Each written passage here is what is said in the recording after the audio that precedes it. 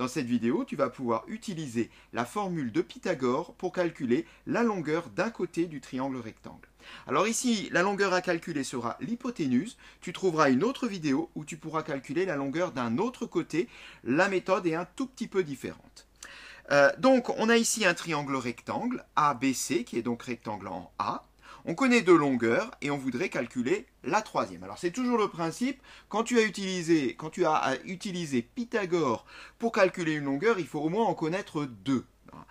Ici, donc, ça va marcher. On cherche à calculer la longueur BC, donc la longueur de l'hypoténuse. On peut rappeler ce très fameux théorème de Pythagore. Qui te dit quoi? Alors, je vais le rappeler d'abord sur un exemple pour bien comprendre le sens de ce théorème.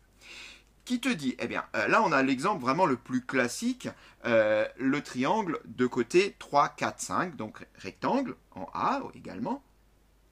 Eh bien, si tu prends le carré de l'hypoténuse, donc 5 au carré, c'est-à-dire 5 fois 5, qui donne 25, eh bien, ce carré de l'hypoténuse est égal à la somme des carrés des deux autres côtés. C'est-à-dire, je vais faire ici 3 au carré, 9. Je vais faire ici, eh bien, 4 au carré, qui me donne 16. Et en faisant 9 plus 16, je retrouve bien 25, le carré de l'hypoténuse. Et ceci est vrai pour n'importe quel triangle rectangle selon la formule de Pythagore. On peut la rappeler dans le cas général, et c'est là-dessus qu'on va s'appuyer. Eh bien, si tes côtés ont pour longueur A, B et C, A au carré, le carré donc de l'hypoténuse, est égal à B au carré plus C au carré, la somme des carrés des deux autres côtés. Appliquons cette règle pour calculer la longueur BC. Avant ça, donc un tout petit peu de rédaction, on ne demande pas grand-chose, mais la condition essentielle pour mettre en œuvre Pythagore, et celle-ci, il t'est quand même demandé de la rappeler, c'est de dire au moins que le triangle est rectangle et dire où il est rectangle. On peut l'écrire. Le triangle ABC est rectangle en A. On peut donc appliquer le théorème de Pythagore ou la formule de Pythagore ou l'égalité de Pythagore. Tout ça, ça va dépendre un peu comment tu l'as travaillé en classe. Je vais utiliser de façon assez classique l'expression le théorème de Pythagore. Alors, le théorème de Pythagore qui nous dit quoi? Qui nous dit que le carré de l'hypoténuse. Alors maintenant, il va falloir écrire ça dans le contexte de notre exercice. Ici, l'hypoténuse, c'est BC. Donc, le carré de BC. Alors, j'écris BC au carré. Le carré de l'hypoténuse est égal à la somme plus des carrés des deux autres côtés. Donc, le premier côté, on va choisir AB, donc AB au carré. Et l'autre, ça va être AC, donc plus AC au carré.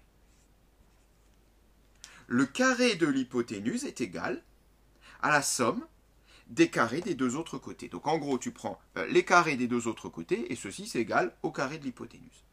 Étape suivante, on va maintenant remplacer. Alors remplaçons BC au carré. Bien sûr, je le recopie puisque c'est bien le côté que je cherche. AB au carré. Bien, AB fait 15, donc 15 au carré. Plus AC au carré. AC fait 8, donc 8 au carré. Continuons. BC au carré est donc égal à... Alors 15 au carré, voilà, à ta calculatrice, à moins que tu connaisses cette valeur par cœur, elle est quand même assez classique. 15 au carré, attention, ce n'est pas 15 fois 2, mais 15 fois 15. Donc 15 fois 15 donne 225. Plus 6 au carré, 8 fois 8, soit 64. Ok, maintenant on va faire la somme de ces deux nombres, 225 et 64. Donc BC au carré est égal à 289. On y est presque. On a trouvé BC au carré, 289. Mais attention, on a trouvé donc cette longueur au carré. Moi, je voudrais savoir, mais quelle est cette longueur? C'est-à-dire, quel est le nombre qui, multiplié par lui-même, me renvoie 289? Un peu comme tout à l'heure, quand on avait 5 au carré qui donnait 25. Là, il faut faire le chemin inverse. Eh bien, admettons, voilà, j'obtiens 25. Quel est le nombre qui me renvoie 25? On le sait, on l'a vu, c'est 5. Ici, quel est le nombre qui me renvoie 289? Eh bien, pour cela, on utilise la calculatrice qui va permettre très facilement de trouver la solution grâce à la touche racine carrée, qui est la touche inverse de la touche carrée sur la calculatrice. Eh bien, allons-y. 289, je demande donc la racine carrée de 289, je vais l'écrire. Racine carrée de 289. Et là, j'obtiendrai mon BC. Racine carrée de 289, eh bien la calculatrice me renvoie 17. En effet, on va le vérifier sur la calculatrice. Bon, évidemment, c'est juste, mais enfin, on va le vérifier quand même pour bien que tu le comprennes. Si je le refais dans l'autre sens, 17 au carré, eh bien, effectivement, ça me renvoie bien 289.